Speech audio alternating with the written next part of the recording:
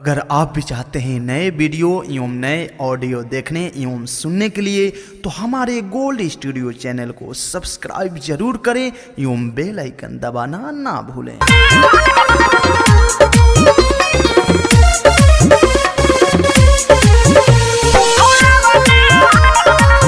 Recording by Khushboo studio Harsiddhi.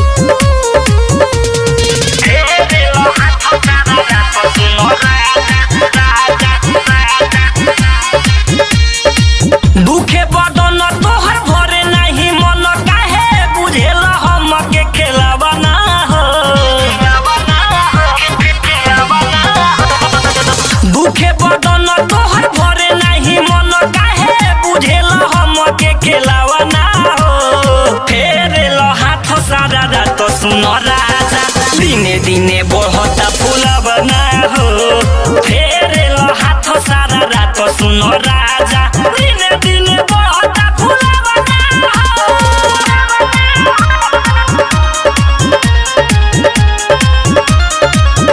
Produced by Gold Studio।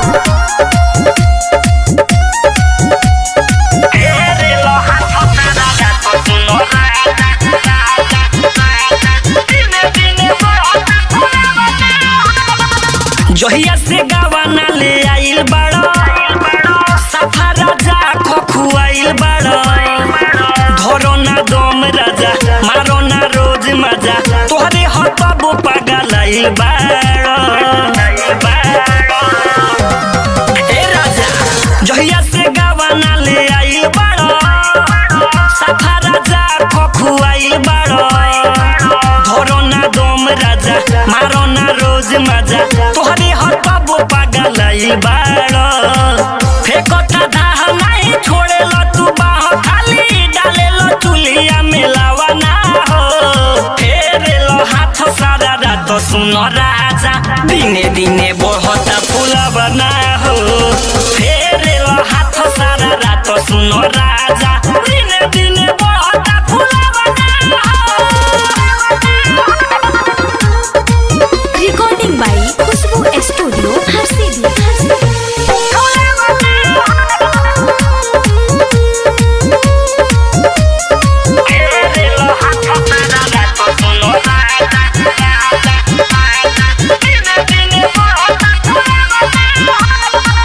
पानी जवानी के तू झारो तारो नैहर के साड़ी मुरला सारो तारो।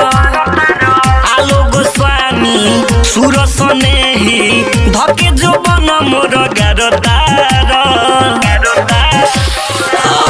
मरी जाबो पानी जवानी के तू झारो तारो नैहर के साड़ी मुरला सारो तारो।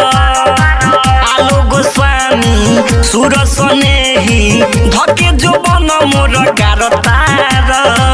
बाबा जय बड़ी लागतावे भय अनिल को तू दुधावा उठावा ना हो। फेरेलो हाथ सारा रात सुन राजा दिने दिने बढ़ता फूलावा ना हो। फेरेलो हाथ सारा रात सुन राजा दिने दिने बढ़ता फूलावा ना हो।